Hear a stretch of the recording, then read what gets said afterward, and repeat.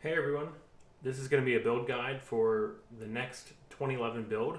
It's been about a year since we've had a dual socket 2011 motherboard, and there's been really not a whole lot out there. We've seen some super micros go through, but they're $300 ish. And the Intel S2600 CP, which was last August of 2017, that was a good board, but I think it was $135 to $160, and it was pretty bare bones, kind of stripped down. But it was dual socket 2011 with V1 and V2 support. Um, but we collectively bought all of them out on eBay, so there's not a whole lot of them out there anymore. And if you do see them, they're going for about $300 to $500. So they're not really a viable option anymore. So that's kind of when I came across this board, and I came across this through a eBay seller. It's the same eBay seller as the last Gigabyte motherboard, and that was the $145 NAS Killer V2 build, and that was socket 1366. So after chatting with him for a while, and I said, "Man, these boards are awesome. I really like the onboard SAS and all this stuff." And he goes, "Well, I got something else you might like. It's a little bit more expensive, but it's socket 2011." And I was like, "I'm all ears, man. Like, just tell me what it is." And so it's this board. So this is a Gigabyte Ga7PESH2. So Ga7PESH2. There's a couple different revisions of the board. There's a PESH1 and a PESH3, both of which I can't. I mean, there's a product page for them, but I can't find them on eBay or anything like that. Um, this one's all you need. It's got everything you need, and you guys are really gonna like it. Um, the sellers put together like a little bit of a package for this board. Um, I'm not currently getting any kickbacks or anything for anything that's sold through this motherboard and through the seller. But he and I did work out a deal for the community. So if you use the promo code JDM in the link below or in the build guide, you'll get a significant discount, and I believe it's also free shipping. And on top of that, he has options for processor packages, hard drive packages, and memory packages, and they're all at pretty competitive prices. So check that out. And he's really the only seller for this motherboard. There might be a couple from China, but they are more expensive for sure. For those of you in Canada and the EU, I would just recommend contacting the seller and see if he's able to offer any packages for shipping. And one thing to note, if you're bundling a bunch of things, such as like CPU, RAM, and or possibly hard drives, just think about that. Consider getting everything in one package, especially if you need to ship it to Canada or the EU. That way you can save on shipping costs. I mean, because throwing processors in here and a couple sticks of RAM isn't going to add anything to the overall shipping cost. So that's just something to consider. So enough of me rambling about that. The motherboard is just super awesome. It's got all the stuff that we need and all the stuff we want, and not a whole lot else. It's just stripped down with dual sockets and V1 and V2 support, so you can use E5 2600, E5 1600, V1 and V2. Of course, 1600 you can only use single processor, but with dual 2600s you can go all the way up to 25,000 pass mark, something like that. 12 core, 24 thread, like the E5 2697 V2. So take a look at the CPU sheet, which is also going to be linked in below, and help you pick out some processors.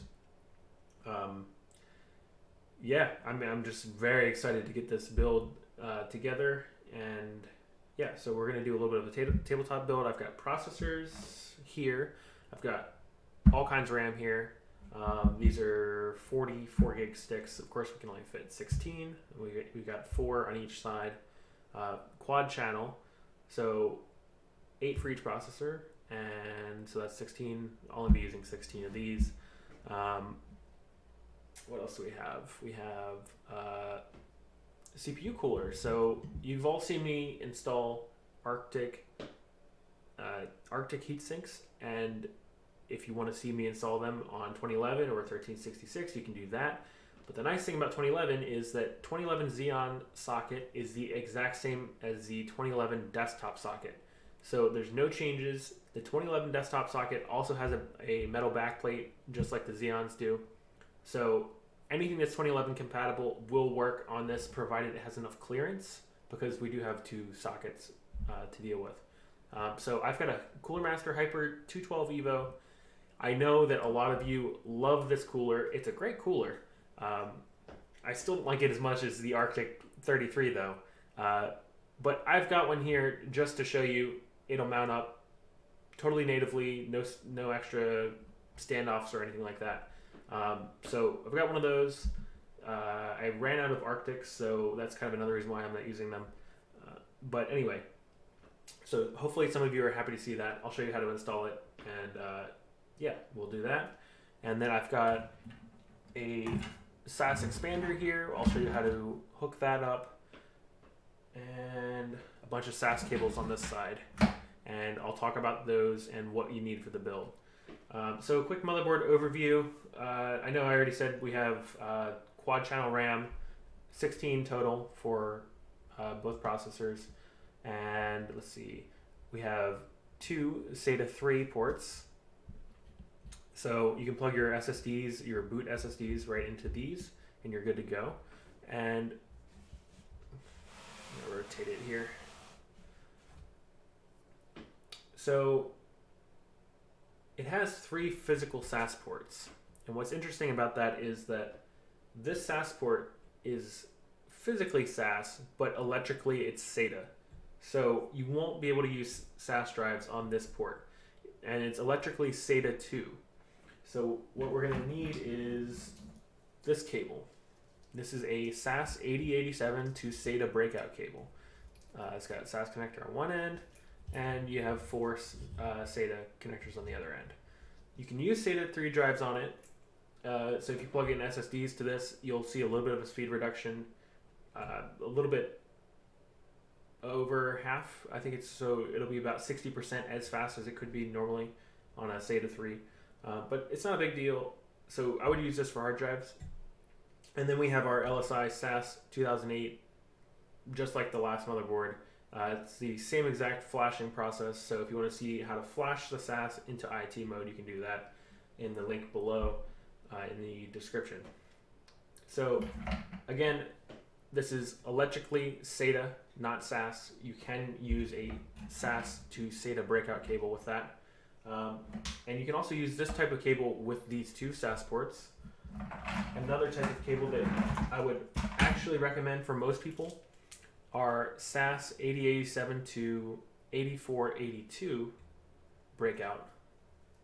And these are neat because you can use them with either SATA or SAS drives. And the difference between SAS and SATA is that there's no split in the power and the data connection on SAS. I've got a SAS hard drive here I can show you. I don't think I have any SATA drives lying around, but if you see on the SAS drive, there's no split right here between the two. So this doesn't change anything where you obviously cannot use SAS drives on a SATA controller.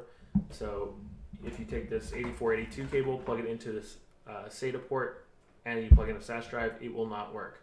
But you can use them on these 2 ports here. So that's the nice thing about these cables. You can use either one. You can use SAS or SATA drives, and although there's no split, it'll work just fine. You just plug in the SATA power on the end for SATA drives. So there's that. Those are awesome. I would recommend those for most people. If you're using a direct attached backplane for a rack mount, you would probably need the regular SATA breakout for that. Just take a look at your backplane, make sure you're buying the right thing. These will not always work for that, but if you're using something like the Rosewell 15 bay or the Rosewell 12 bay or the Rosewell 8 bay or the Phanteks N2 Pro, you can use these. So these are the most versatile cable, and they're not very expensive either, so I would do that. Enough about the storage options. So we've already got like $100, or not $100, about $50 worth of expansion cards via just this SAS here. So that's awesome. We'll rotate it back, and you might notice that it only has 2 Ethernet ports plus the IPMI.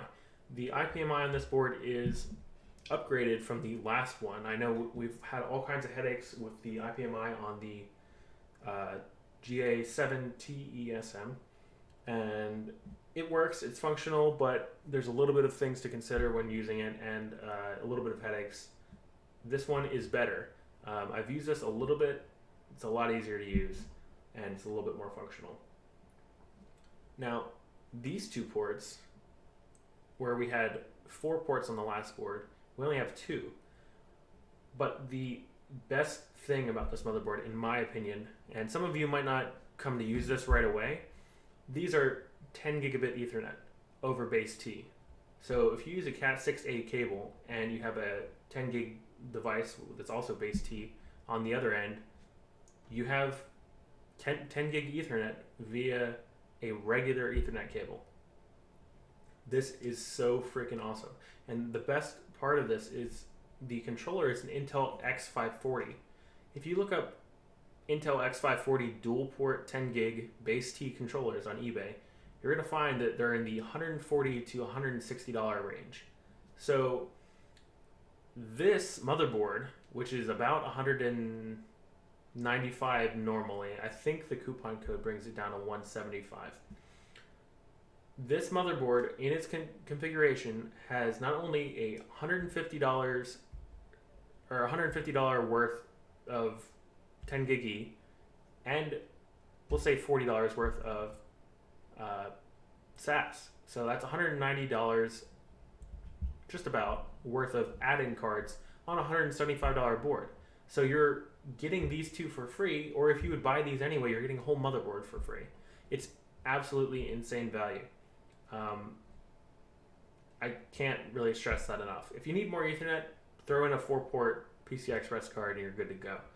Or a 2-port, and then you're back to 4. You don't need to use these as 10 gig, and that's the other awesome part. You can use them as just regular gigabit Ethernet, and they're totally fine.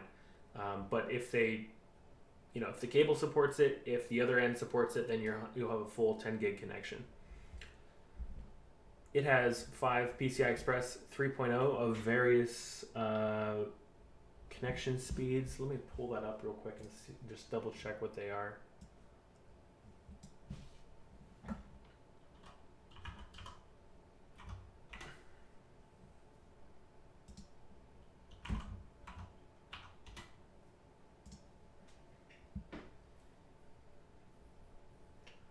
I don't want to lead you astray here.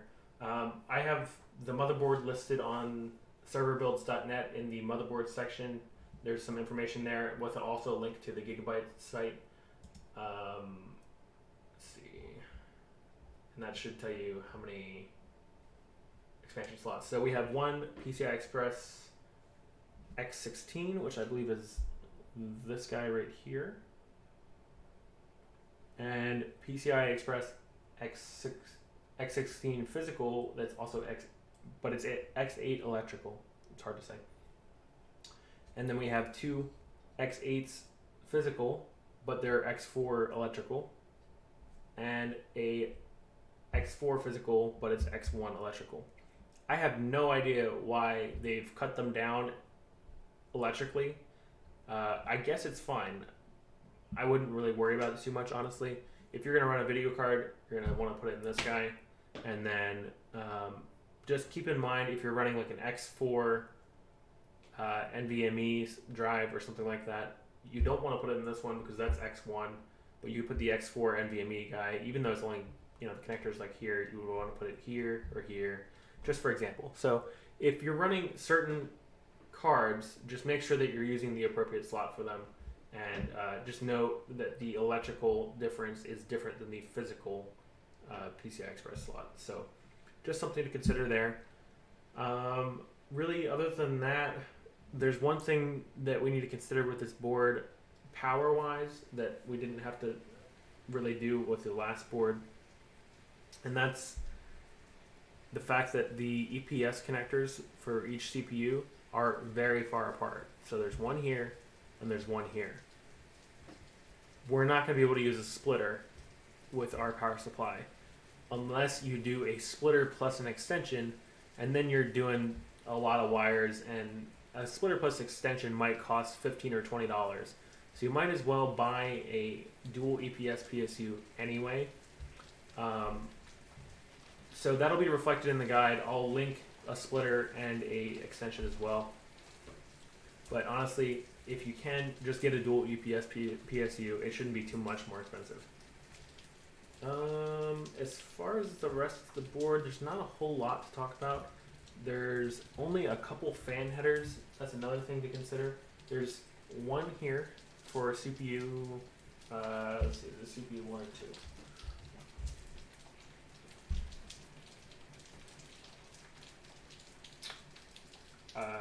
2. CPU 1. So this is CPU 1. There's a fan header there for that. And oh, okay, so they have it labeled 0 and 1. So CPU 0, there's a fan header here.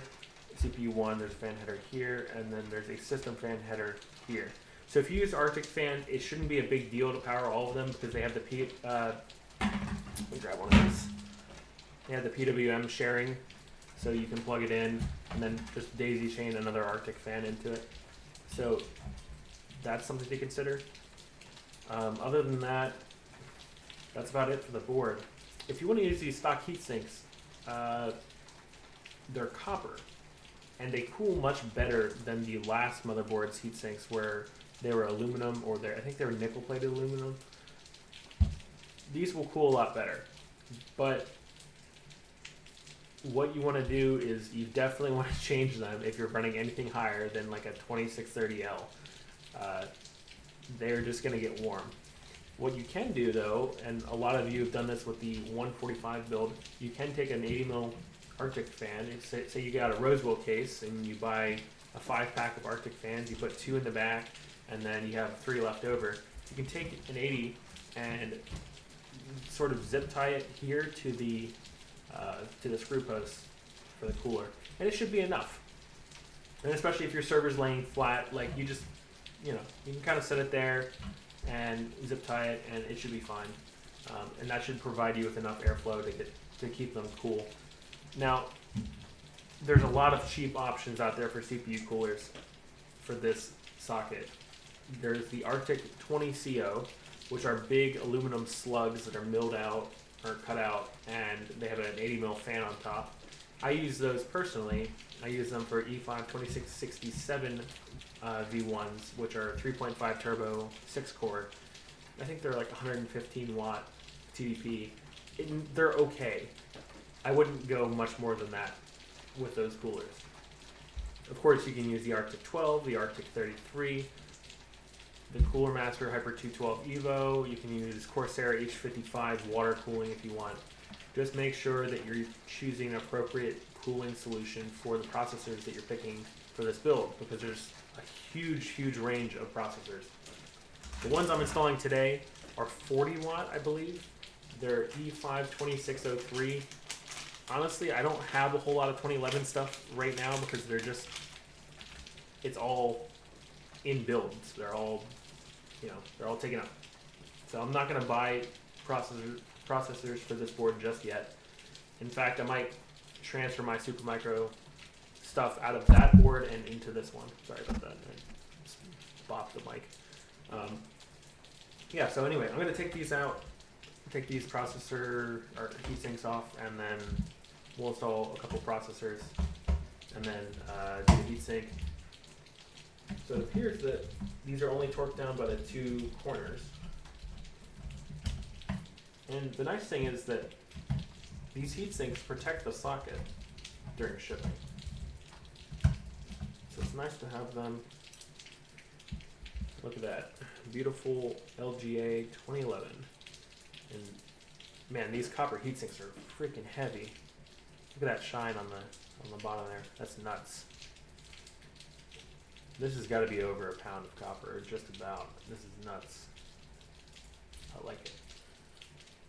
So yeah, if they made a 2U version of that, that would be awesome, but those are only 1U heat sinks. So we're gonna push the arm down, and that'll pop up stage 1. And we can do stage 2. Maybe I did that backwards. We'll try it on the next one. See, that's step 1, okay, doesn't matter. So we'll try to lift up the socket here. Looks like there's a little bit of thermal paste that was left over. And I'm just going to gently get it away from the pins.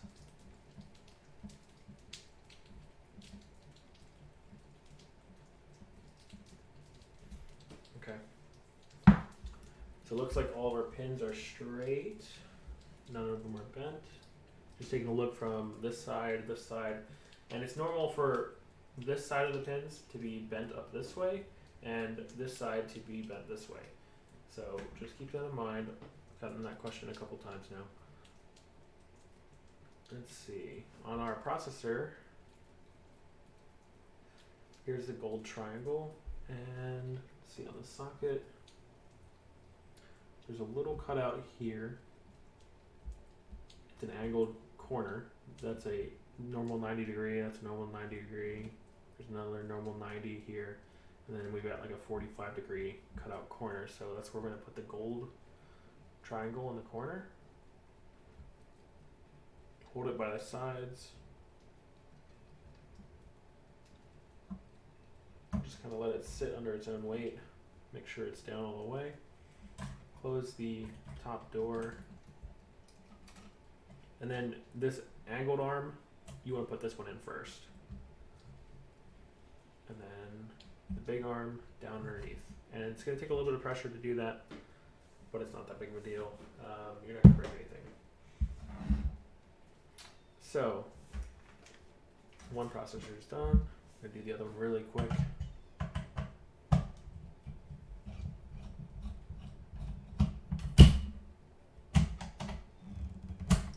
By the way, for a tabletop build, all you need is a screwdriver, some thermal compound, your heat sinks, your RAM. I'll put this guy over here. You don't need a whole lot.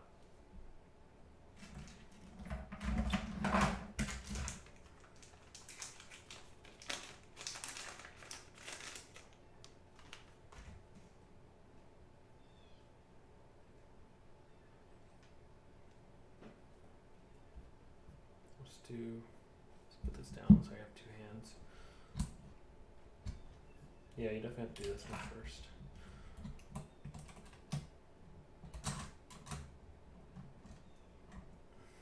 Alright.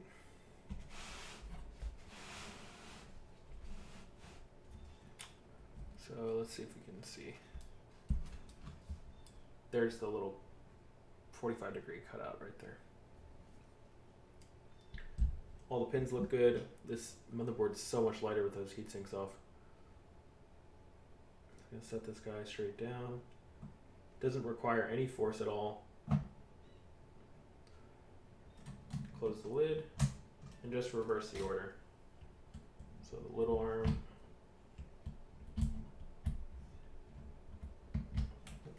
It's not closing right.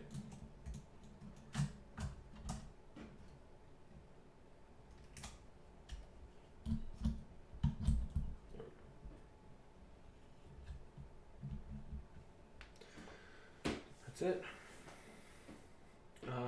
So for RAM config, I think I'll do the heatsink first, but I do want to talk about the RAM config. And we're going to look for what the slots are labeled. So the blue ones are your primary channels. And on this side, this is DDR3, sorry my face is in the camera here, DDR3 P0A0.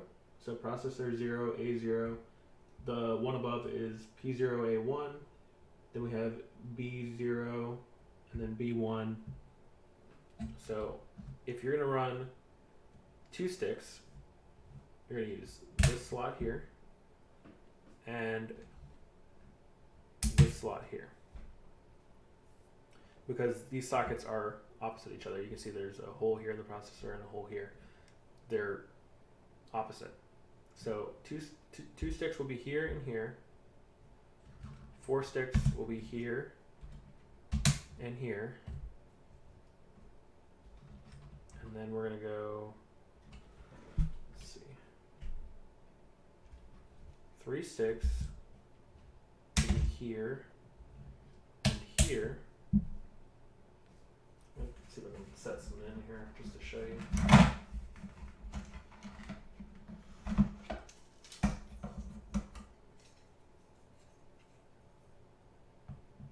So 1 stick,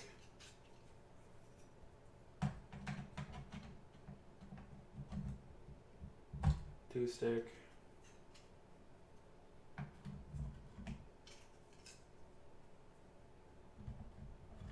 now we've got 4,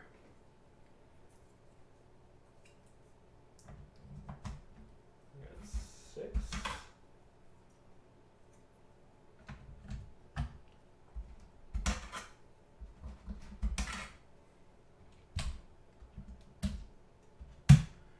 and then with 8 you're going to be using, with 8 you're going to be using all of the blue slots. And then you just repeat the process when you start adding more than 8. So 10 would be for the secondary channel A, and then secondary channel B, and then C, and then D.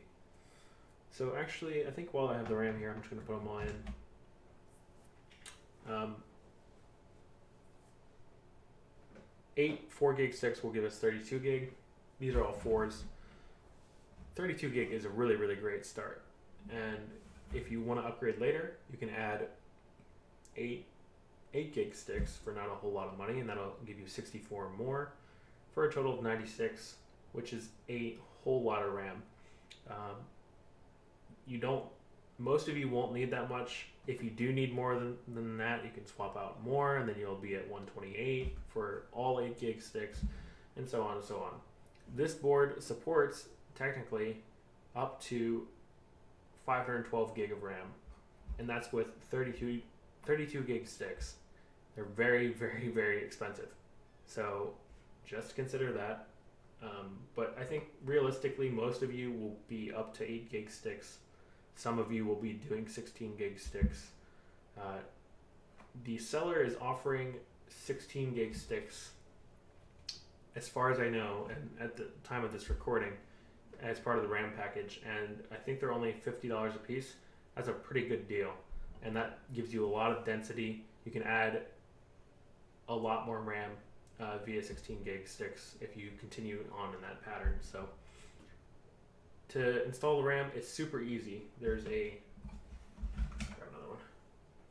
long side here, and there's a short side. On the short side, you just want to take the top of the RAM and push down until it clicks. And then you take the long side and you push down until it clicks. You just go down and you just repeat with every single one. Short side first, long side. Short side, long side. You don't need to do anything with these white tabs. They will install themselves if the RAM is properly seated. The tabs are only for removal of the RAM. Super, super easy. Okay. And then, let's see. Yeah, let's just do the heatsink next. So with the Hyper 212, you have a sticker on the bottom. Most heatsinks you'll have a sticker on the bottom. We're going to take that off before we install it, if I can talk. And there's an option to mount another fan. They give you another fan bracket if you want. It's not super necessary. And let's see, where's all my stuff? We're going to use the angled set, and I believe these go on top.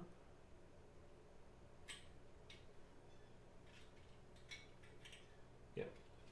So these go on the top side of that heatsink, and then a screw goes through the bottom here.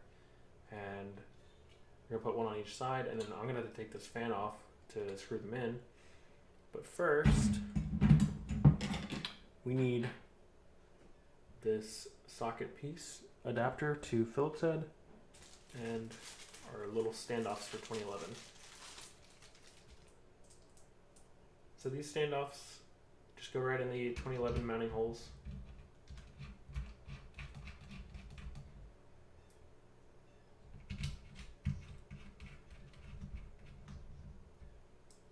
You don't want to over tighten these.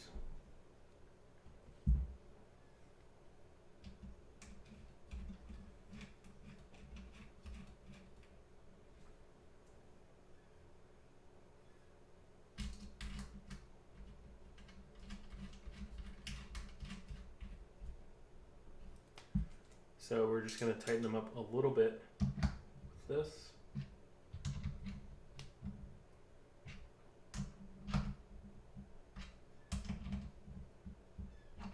Okay.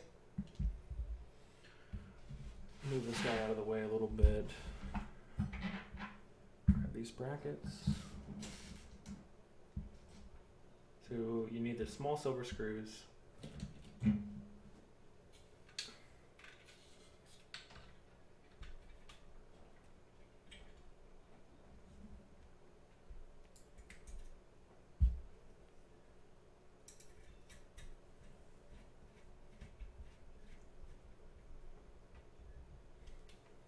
If you forget to buy thermal paste, because you don't want to, or if you don't want to buy GC Extreme, which is my favorite thermal paste, the Hyper 212 Evo does come with a tube of thermal paste, and one tube of thermal paste should be good enough for both processors.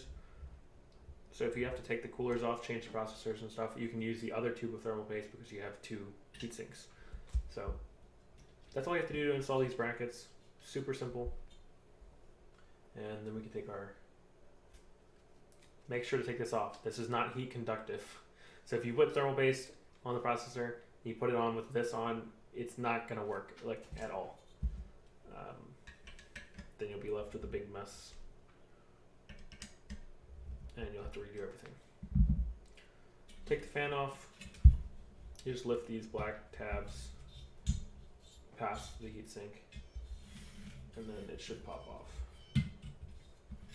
Might have to do it on both sides.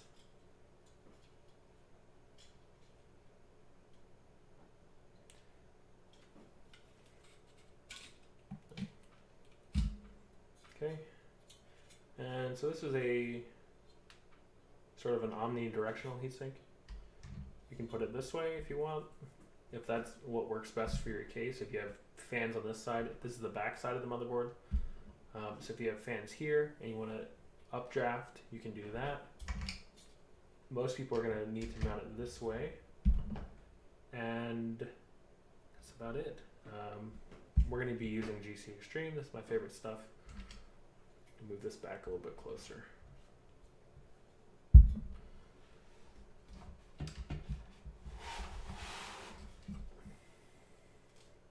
So 2011 is a very large die, and it has a very large heat spreader. So we're going to be using a little bit more thermal paste than what we would normally use with even 1366. 1366 is pretty large, but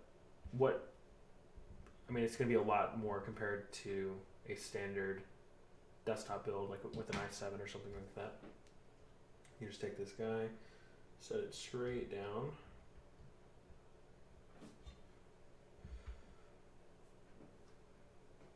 Oh, and I didn't mention this. You want to be using the farthest position on the screw bracket for the cooler. There's 3 slots. There's a middle one, and then there's an inner one. For 2011, you would be using the one farthest out. So what we're going to do is put a little bit of pressure, get that one started, and then we're going to go cross pattern, get this guy started.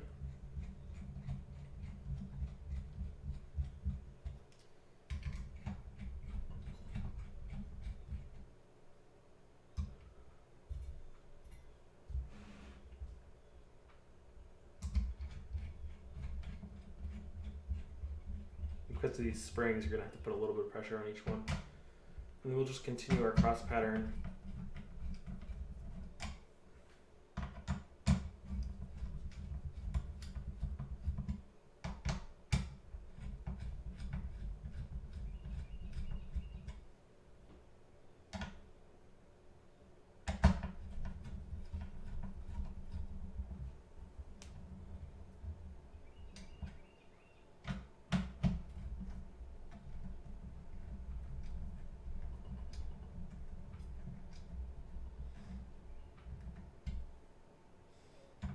And with these screws, you can tighten them down all the way until it stops, but do not over tighten them.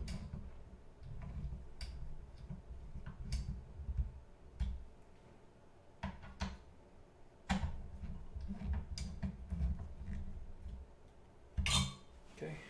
I'm gonna take your fan, put this guy back on. We're gonna have the wire coming out of the bottom of the fan closest to the motherboard, so it's just a little bit easier to cable manage. And you want to kind of rock it onto the, set these guys in first, then just clip the other side over. And since this is CPU 1, take the wire, kind of push it down underneath.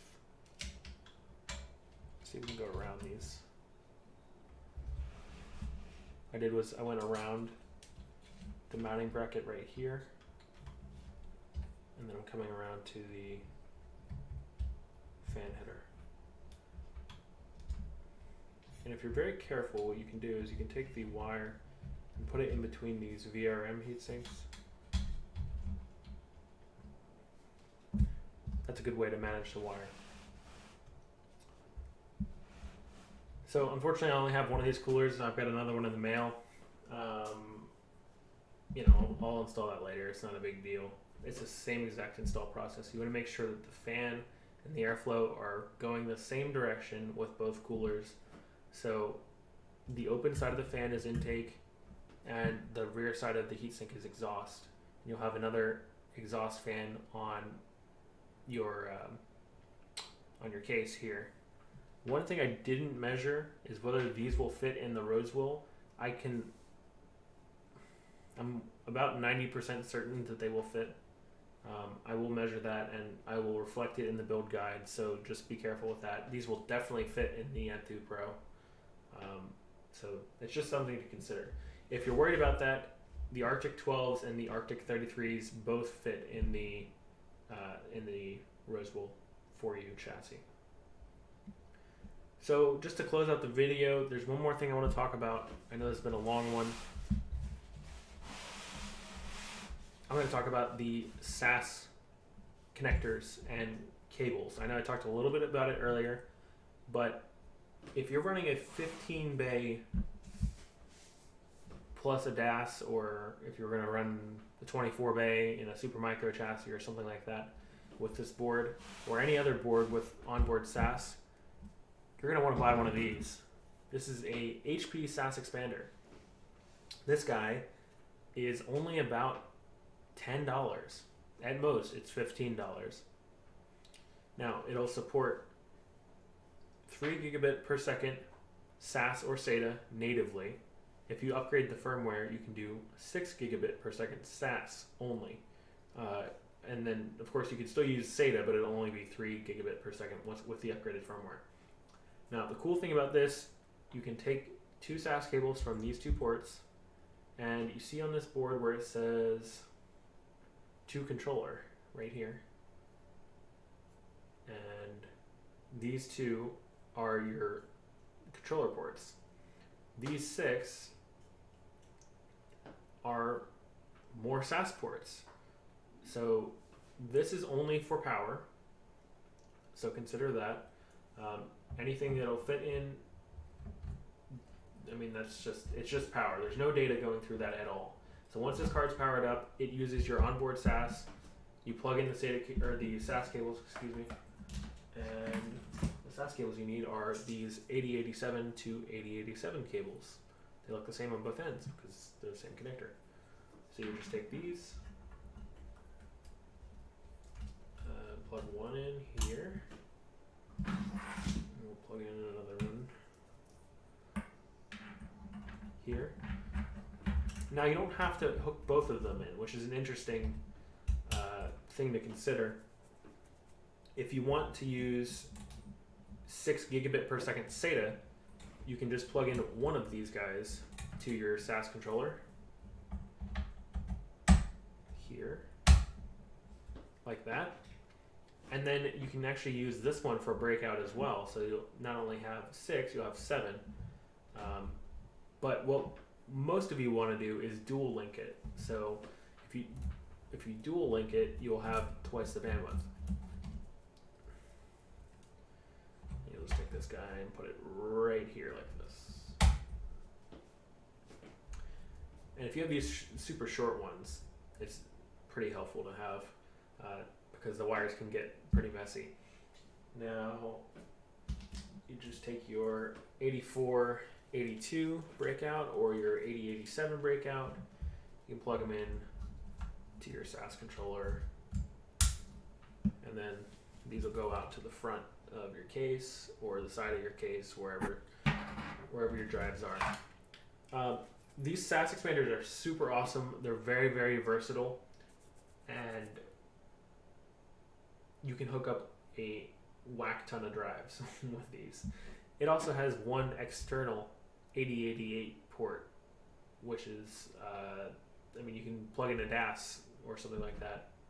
Honestly, this doesn't get used a whole lot.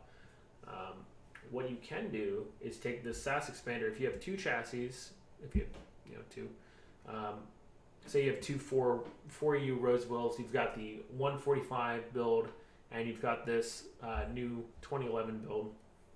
You got them stacked on top of each other. You can have this guy unplug from the board here.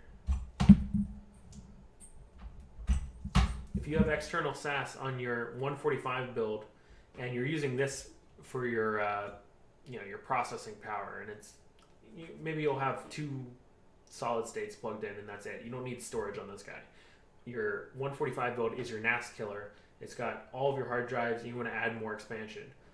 What you can do is you can take a 8088 from your 145 build, plug it into this guy, even though it's being powered by this one, and then use all 8 of these ports to break out into the front of your case. So all of the hard drives there, even though they're in this chassis, will be hooked in through this card and then down through to your other server. And you can hook up, well, so let's say there's 32 here, so you have 32 drives hooked up in this server, and then you have 16 down below or something like that. That's 48 drives attached to one box, even though they're in 2 separate locations. So that's super awesome. These guys are very, very versatile. If you're using them for hard drives, which most of you will be, you won't notice a speed difference. It'll be plenty fast, especially over Ethernet. If you're just doing gigabit Ethernet and stuff like that, you might notice a speed difference on 10 gig.